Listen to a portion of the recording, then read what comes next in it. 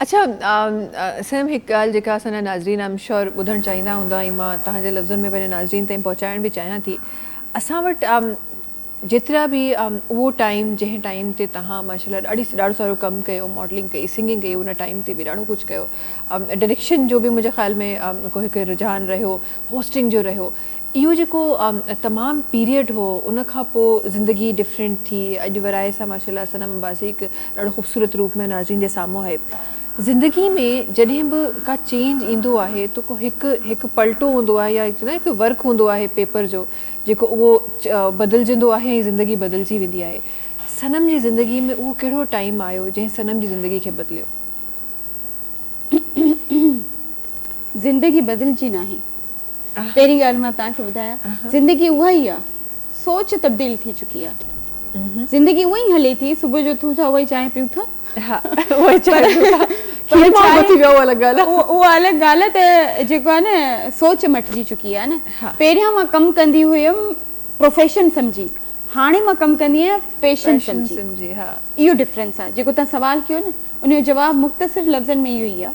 ऐं उन खां पोइ इहा ॻाल्हि सम्झ में अची वई आहे त पैशन खे कहिड़े हिसाब सां ॾिसिजे थो ऐं प्रोफेशन खे कहिड़े हिसाब सां ॾिसिजे थो। बसि इहे ॿ शयूं ई सम्झण जी ज़रूरत हूंदी आहे। ऐं जंहिं एज में माण्हू सम्झी वेंदो आहे न, ज़िंदगी आसान थी वेंदी ऐं चवंदा आहिनि न त वेरी नाइस ज़िंदगी थी वेंदी। हा, अच्छा हिते पैशन ऐं प्रोफेशन जी त तव्हां ॻाल्हि कई, पैशन असांखे बिल्कुलु नज़र अचे पियो। सनम छा प्रोफेशनली बि कुझु करे रही आहे या करणु चाहे थी? ॾिसो, मुंहिंजो हिकिड़ो बिज़नेस आहे जेको ॾाढो सुठो ऐं इंशाअल्लाह ताला उहो जेको आहे बल्कि एस्थेटिक जो आहे, सो उहो उन जी मां ऑनर आहियां। हालांकि त मां उन में जेको आहे उन आहियां, पर अल्हम्दुलिल्लाह मूंखे बिज़नेस जे हवाले सां मां सम्झां थी त ॾाढी सुठी ॻाल्हि आहे। उन में ॾाढी अर्निंग बि थिए थी ऐं डेली वेजिस ते अर्निंग थिए थी, कलाकनि में तव्हां कमायो था। बिल्कुलु बिल्कुलु सही आहे। ऐं उन खां पोइ जेकॾहिं तव्हां का पंहिंजे शइ सां काई शइ लॉन्च कयो था ऐं उन जी सही तरीक़े सां तव्हां उनखे सोशल मीडिया ते इनहांस कयो था, त मुंहिंजे ख़्याल में इट्स नेवर टू लेट। बिल्कुलु हर शइ जेकी आहे, हर शइ जो टाइम आहे ऐं पंहिंजे हिसाब सां ईंदी। बाक़ी हीअ जेको सिंगिंग वग़ैरह मां कयां थी, इन जो बुनियादी मक़सदु इहो आहे त मां रूहानी तौर ते ख़ुशि थींदी आहियां। ॾिसो, तव्हां टॉक्सिन माण्हुनि खां बची वञो था ऐं घणी टेंशन खां बची था वञो, तव्हांजी अलॻि दुनिया थी वञे। म्यूज़िक में न, म्यूज़िक जी अलॻि दुनिया आहे। तव्हां बि हिकिड़ो गानो ॾाढो ख़ूबसूरत उर्दू ॻायो आहे, तव्हां फील कयो हूंदो त उन महिल जंहिं महिल तव्हां गानो ॻाईंदा हूंदो, तव्हां खां सॼी टेंशन विसरी वेंदी हूंदी। तव्हां चवंदा हूंदो त हीअ लाइन कीअं कंप्लीट कजे। बिल्कुलु। ऐं ॾिसो न, म्यूज़िक रूह जी ग़िज़ा आहे।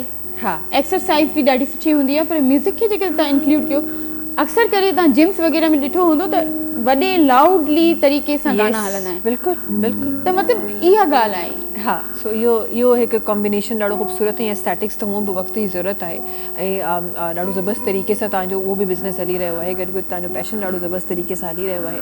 अच्छा, जिथे पैशन ऐं प्रोफेशन जी ॻाल्हि थिए थी, तो माहम साहिबा आपकी तरफ ज़रा आके मैं उस प्रोफेशन को देखना चाहती हूँ। यहाँ हमने मेड्स की तो खैर बात की, ये एक एग्जाम्पल है और वैसे भी कहते हैं ना कि कहीं पे कोई स्टॉप नहीं है अगर आप ख़ुद कुछ करना चाहते हैं, तो ये तो वो वाला सेक्टर है।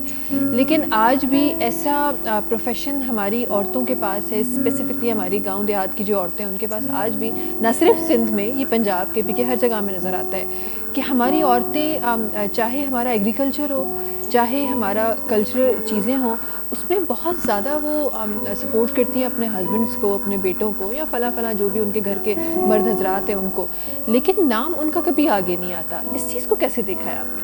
अच्छा, एक बड़ा मज़े की ये डाइकोटमी क्रिएट होती है कि जब आप शहर वालों से बात करनी शुरू करते हैं ना, वो आगे से बोलते हैं कि सारे जो मुश्किल काम है ना, वो सिर्फ देखना आगे होके मर्द करते हैं। हम जितने इस तरह के रूरल एरियाज़ में जाकर काम करते हैं ना, वहाँ पर इतना, मतलब वहाँ पर जितनी इक्वालिटी देखने को डे टू डे में मिलती है, इन द सेंस के जैसे मैं आपको एक एग्जांपल देती हूँ, हमारे साथ बहुत ज़्यादा मच्छरों की कॉलोनीज़ लगती हैं कराची के साथ। आप वहाँ जाएं, क्योंकि उनकी औरतें शुरू से उनके साथ जाल बनाने में, मछलियाँ पकड़ने में, सब में बहुत आगे हैं। ठीक है, तो वहाँ पर वो आगे बढ़ के बड़ा काम करती हैं। हमारे यहाँ ना, जितना आप आई थिंक अर्बन एरिया के अंदर आते रहते हैं ना, उतनी हमारी अंडरस्टैंडिंग ऑफ जेंडर रोल्स के औरत है तो वो उससे हम बस यही एक्सपेक्ट करते हैं और वो यही करेगी। और मसला ये नहीं है, हम कोई नई बात नहीं कर रहे। जो आप ये कह रही है ना कि गाँव देहातों के अंदर ऑलरेडी औरतें जो डे टू डे वर्क है उसमें बहुत आगे हैं। मैं आपको एक बात acknowledgement नहीं कहूंगी, है। सॉरी मैं बीच में बोल रही हूँ, लेकिन ये कहना मेरे लिए बहुत जरूरी होगा, नहीं तो मैं सोचूंगी कि मैंने क्यों नहीं कहा।